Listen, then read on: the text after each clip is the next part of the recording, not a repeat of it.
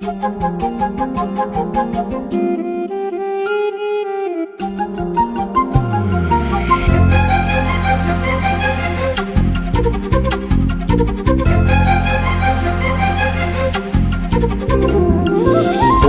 அருவி கொட்டுதே அடிய மேல, அது தேடி உசுர முட்டுதேனத ஒன்னால.